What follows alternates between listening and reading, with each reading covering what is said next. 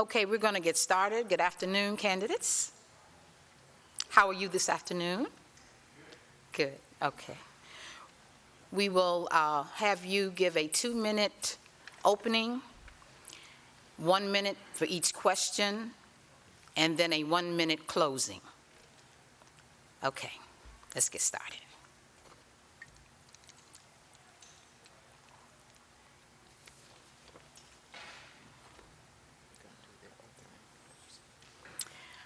Okay, Michael, you want to start? Yes, thank you. My name is Michael Watson, and I'm running for mayor. I've lived in Cheverly for 23 years, and my wife and I have raised 2 sons here. I want to thank Keiko for sponsoring this event and for all the volunteer time that they've put into this effort for a long Saturday afternoon. That kind of volunteer power is one of the reasons that I'm running for mayor. I want to have the town empower residents and volunteers more than we're currently doing. I think probably 90% of everything good that happens in town is volunteer-driven and resident-driven, and I want to have us emphasize that more in the future. Secondly, I want to support and foster quality economic development, including Hospital Hill, and I suspect we'll talk more about that later. I want to cultivate a culture of leadership that listens and respects you, and then changes what we're doing based on your input. I want to continue improvements we've made to public safety, including supporting 24-hour policing and making sure that your police department is working effectively for you and engaging with you. We live in a period of anxiety and stress in the nation's capital region, and I want to build a Cheverly that's inclusive and where everyone feels welcomed and safe. And lastly, I want to continue my track record of being the strongest elected official on taxes and budget. I voted against increasing property taxes 20% over 2 years because we had a healthy fund balance, and I voted against the council raising its own salaries at the same time that we raised your taxes. I humbly ask for your vote on May 5th. Thank you. Thank you. Mayor Casey?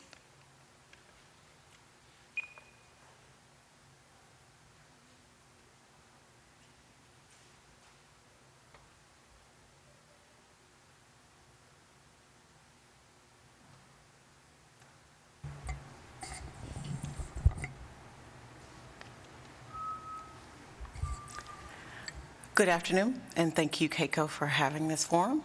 Good afternoon. It has been the honor of my life to serve as mayor of Cheverly. When I first stepped up, I did not come with political ambitions. I came with a commitment to service, shaped by a life of overcoming obstacles. That spirit of perseverance helped drive the real change our town needed. Under my leadership, we returned to 24-hour policing, with a department that is focused on community trust and safety.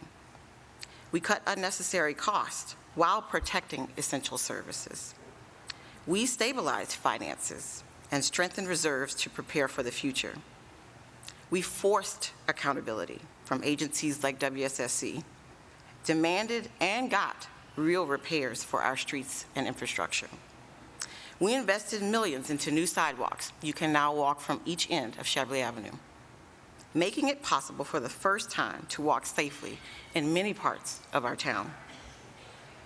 We made our community stronger, safer, and more connected, which is what you all shared you wanted when we created the first strategic plan for our town.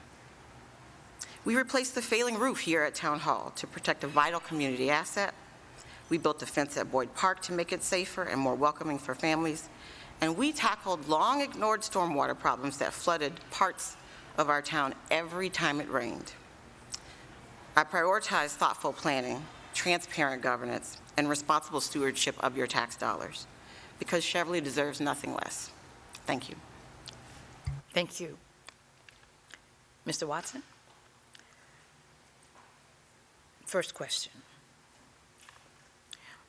Why do you want to be mayor of Cheverly, and what makes you the right person for the job?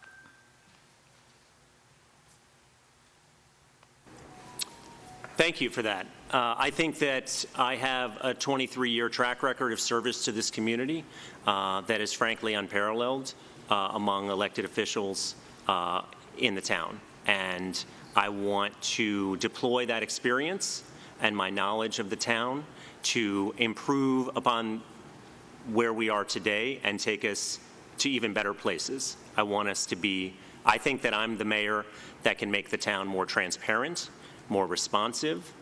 I think that I can drive the town to listen and respect residents and volunteers and incorporate their feedback in a meaningful way into policy decisions.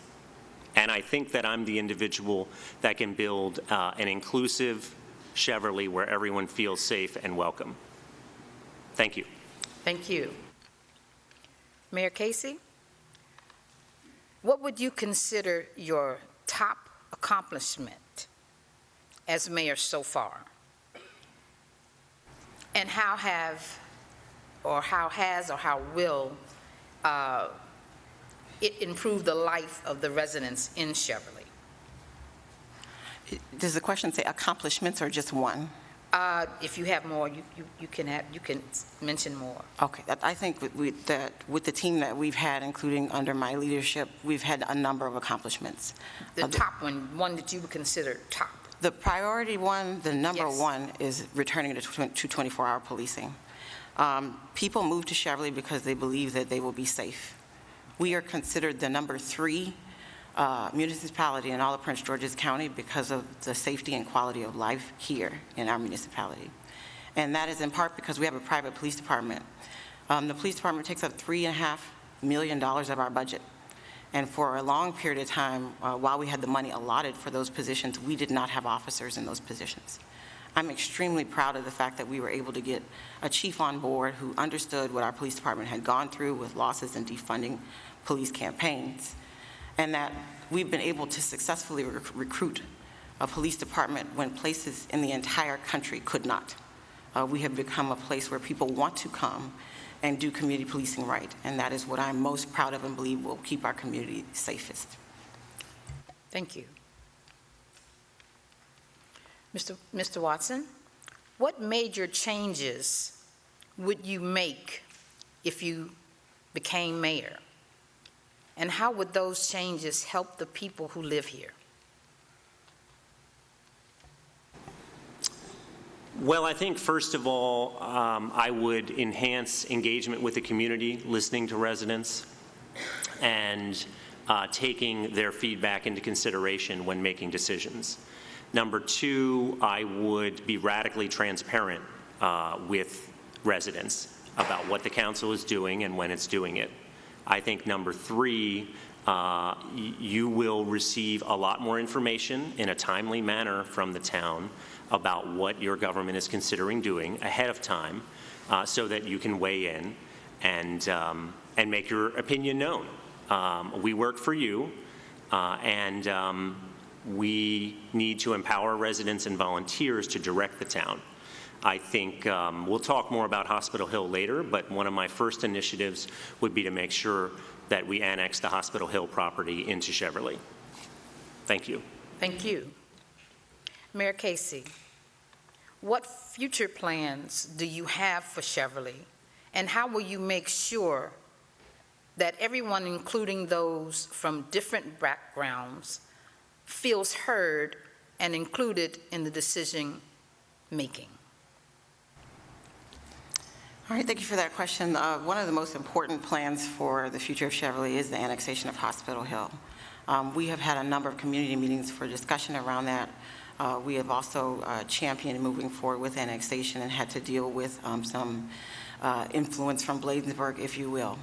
I would argue that I have been the mayor that has made more people feel comfortable to come out of their homes and participate in town meetings and activities. I hear every day from residents who've been here 30 or 40 years that just having resident appreciation events, which the staff puts on monthly, has allowed them to meet people they've never known. So because I've been able to garner that support from folks that did not typically participate, I think that as we continue to have discussions around Hospital Hill, that initiative will be the most and that would be the most important in terms of prioritizing how we will move Cheverly forward in the future. Thank you. Mr. Watson, how would your leadership be different if you were elected mayor?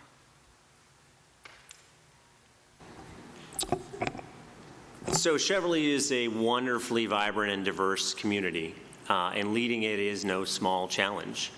I think that I would regularly engage the community. I would provide the community better and more timely information about what their government is going to consider doing so that they can be a fuller part of the process.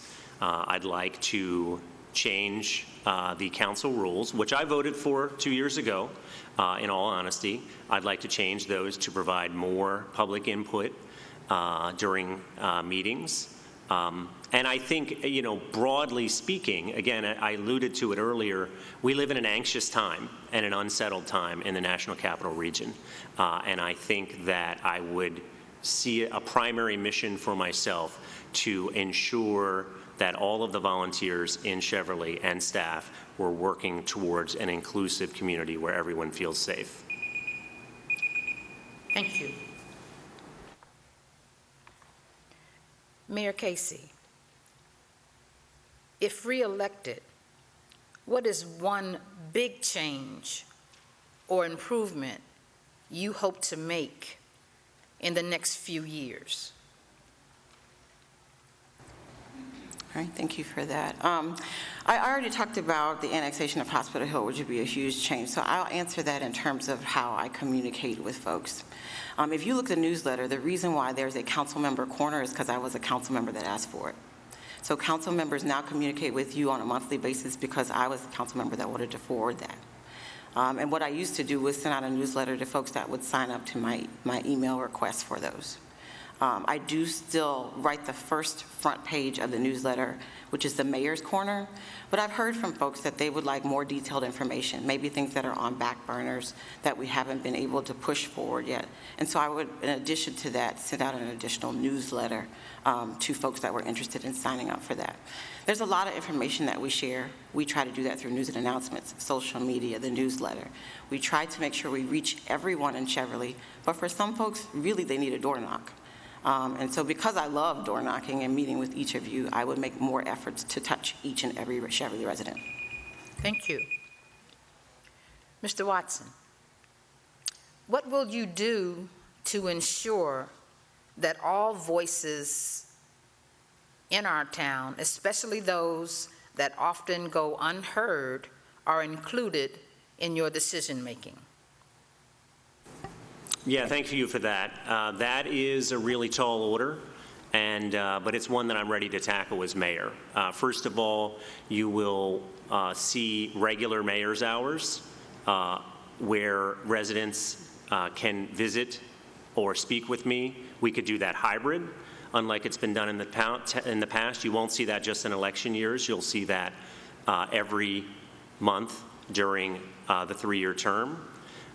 You'll hear from me real information in the newsletter about what's coming up and what's going on in your town. And I'm going to have to reach out on a regular basis across the community to volunteers and community leaders, such as the folks who organized this forum today, to get their opinions and make sure that that is fed into what the 7 of us are doing up here. Thank you. Mayor Casey, there are homes affected by noise pollution and land erosion, especially on Route 50, that has been going on for years. What has been done to remedy this problem and make quality of life better? What do you see as a pathway forward? Yes, I really appreciate that question. One of the things I pride myself on is that under my leadership, we've been able to address issues that have been in the town for 25 to 30 years, and that's one of them. Folks that purchased homes in Ward 6 right around 1995 were promised by different administrations that they were going to get a sound barrier, and they never got it. In some cases, administrations didn't respond to them at all. We have actually secured $500,000 to see if it's even possible to put sound barriers there by testing out where erosion is taking place, to make sure that a sound barrier can be supported by the actual land that's there. So that's the first step. We've collected data from residents who've provided us with historical information so that we can move forward with seeing if there's a sound barrier possible to stand. That being said, it's important to know that sound barriers are not cheap. They're millions and millions of dollars. And the thing that I also pride myself on is that under my leadership, we have been able to get more than double our budget through grant funds and through earmarks, and so we'll continue to search for dollars to cover that cost. Thank you. Mr. Watson, what initiatives do you want the mayor and council to execute in the next 3 years?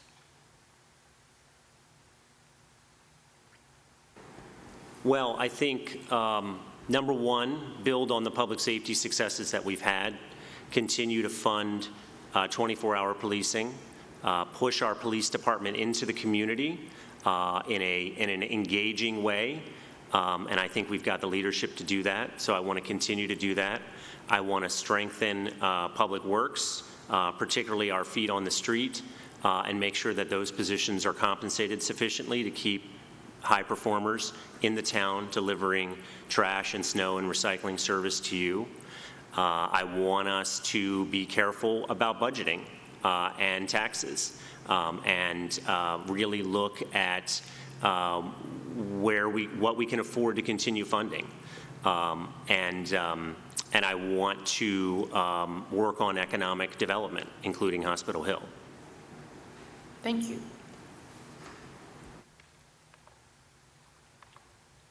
Mayor Casey, what are the next steps for the annexation of Hospital Hill? That's a great question. About 2 weeks ago, we ensured that Bladensburg removed the language, which is called meets and bounds, for Hospital Hill so that we can make sure they de-annexed, so we don't have to continue sort of battling with Bladensburg.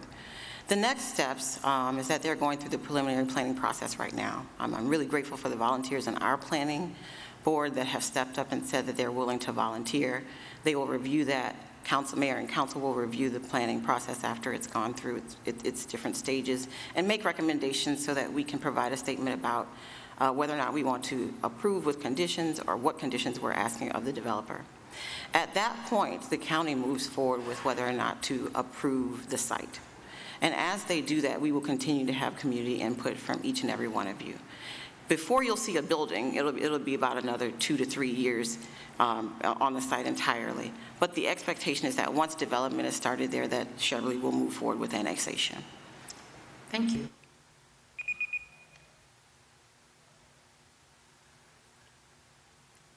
Mr. Watson, how can the town's levy tax be adjusted to lower our taxes? Well, you pay Cheverly a couple different kinds of taxes. First of all, your property tax bill is complicated because you're paying park and planning taxes, you're paying county taxes, you're paying state taxes, and then a portion of your property tax bill you're paying to Cheverly. I would advocate not raising the property tax rate this fiscal year, so FY26, and I would take a skeptical view to raising it in FY27, but we'll have to take a look at that. I think other ways that the town gets revenue from your personal property taxes and income taxes. I want to diversify the revenue streams for the town so that we're not a one-trick pony. A lot of small towns end up as a one-trick pony where their primary income is from residential property taxes. That's you and me. And I want to diversify the economic base, including through commercial properties like Hospital Hill. Thank you. Mayor Casey, how can the town's levy tax be adjusted to lower our taxes? Yeah, I'm really grateful for tax questions because I want to clarify a lot of misinformation. As a council member, I'm one of the first in the last decade to actually lower your taxes in 2020. So as we were going through COVID, we listened to residents who said that they were struggling, and we lowered taxes.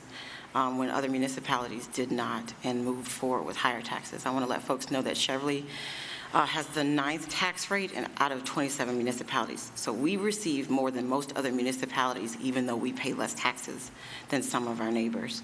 So just something to keep in mind. We are geared towards having a flat tax this year, which is that we will not necessarily increase your taxes based on our budget, but you may see an increase because your property value might be higher. And to Councilmember Watson's point, our goal is not to always rely on property tax, which is why the Hospital Hill annexation is so important. We would have a tax base that includes some revenue from businesses. As you can look around Cheverly, there's not a whole lot of that happening right now. So that's one of the ways we can try to ensure that your taxes remain the same. In terms of lowering it, I don't think that that's possible this year. Thank you. Mr. Watson, the answer to this question is for or against. Are you for or against street access to Hospital Hill for Cheverly?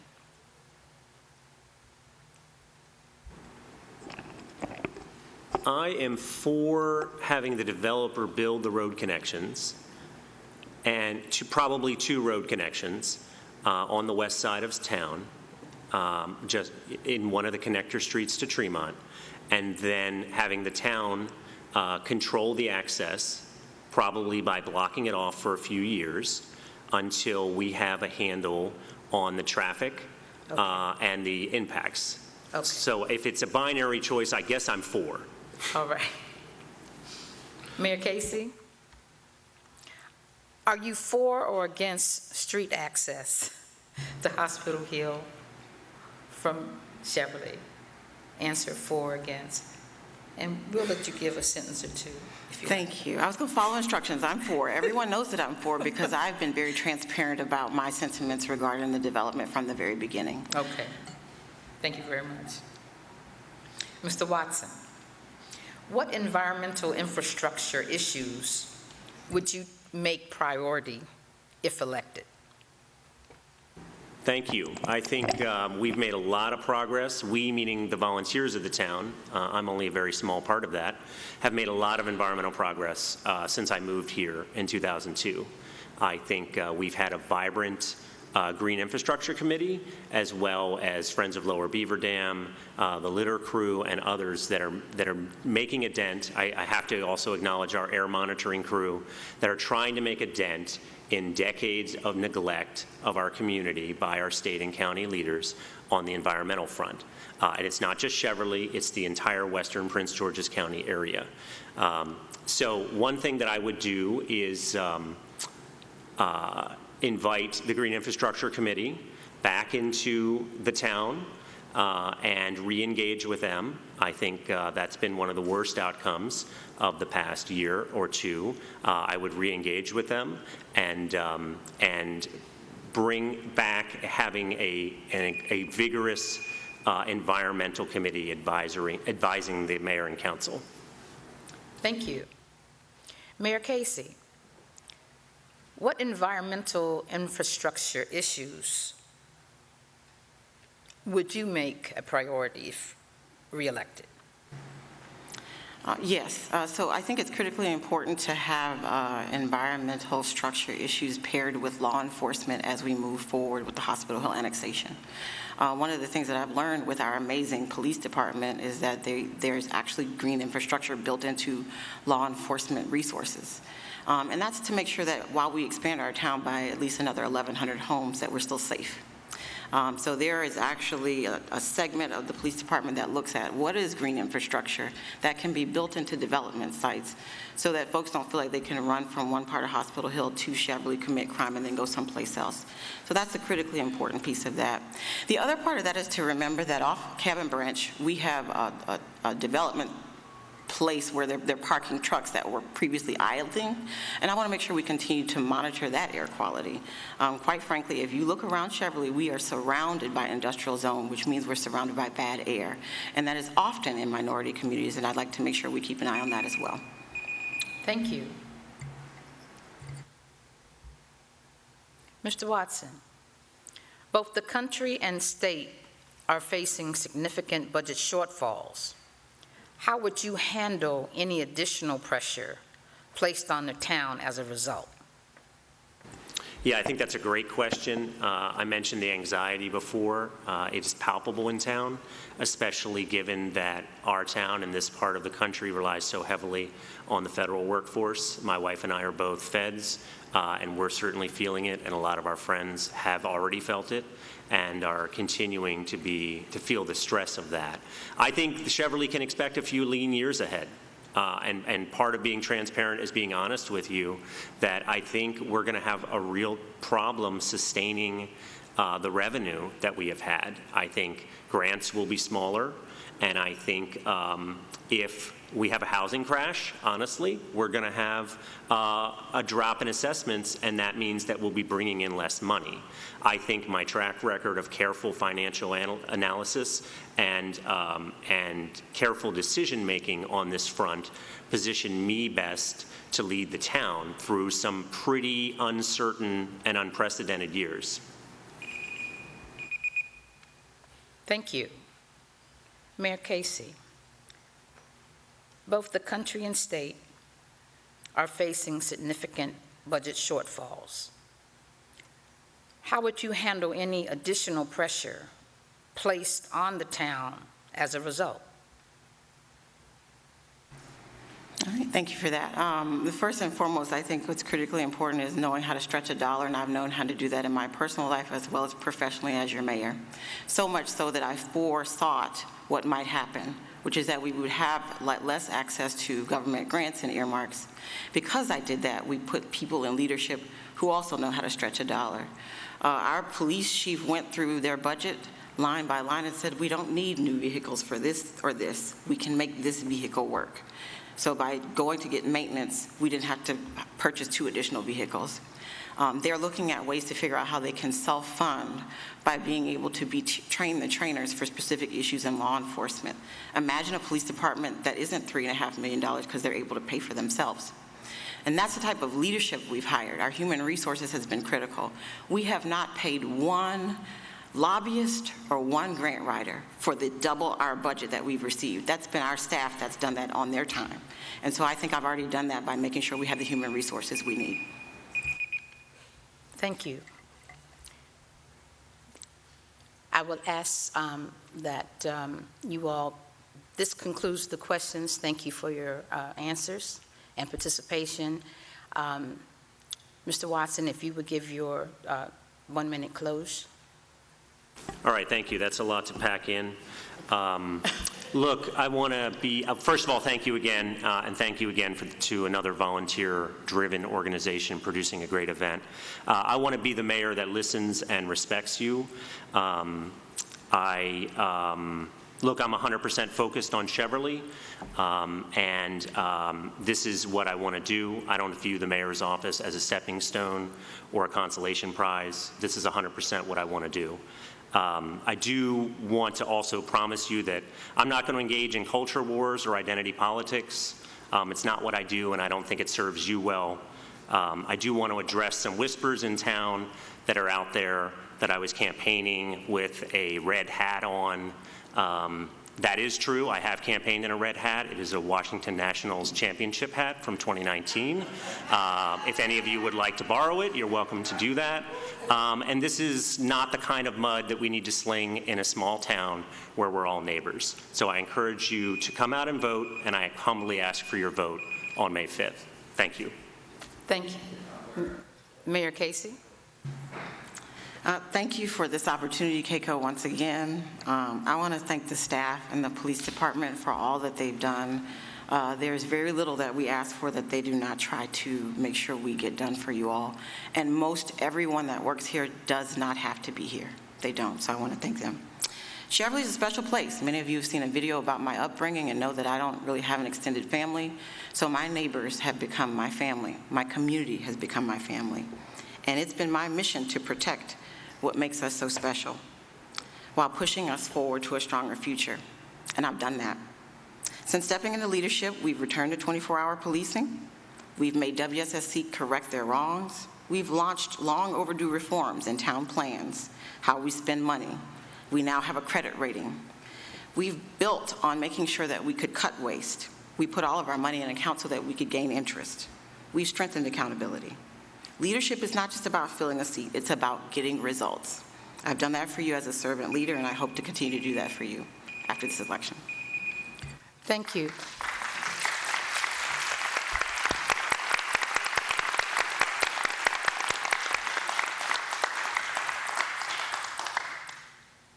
I have a closing statement I'd like to make.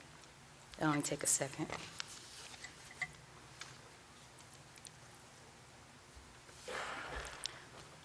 I would like to thank everyone who has assisted KCO in organizing this candidate forum. Special thanks to the members and affiliates of KCO, Cheverly's government representatives, Board of Elections, new and incumbent candidates for mayoral and council positions who responded to the invitation to attend the forum. Most importantly, thank you to all Cheverly citizens for your participation. This is not KCO's first candidate forum, and we look forward to future ones. This has been our most challenging forum due to the increased community involvement in question submissions and expressions of ideas. That's a positive development, though. Community engagement is essential for informing our elected leaders and governing our town. A key term that I've heard so often during this time in residents' discussions about this election was transparency, and suggesting Ms. Brown, I'm suggesting that we add accountability to future dialogues. After voting on May 5th, ensure elected representatives are transparent and accountable in addressing the needs of Cheverly's residents. These principles apply to all levels of government. KCO, in the spirit of transparency, will post on the exchange questions received from residents that were not previously posted on exchange prior to today's forum. Residents who want to address the candidates may do so by emailing them. Literature is in the back of the room here as to how you can email them. Thank you to everyone attending today and those participating via Zoom. We hope this event was informative. Please remember to vote, and good luck. To all candidates, have a wonderful day. I am KCO President Barbara Brown.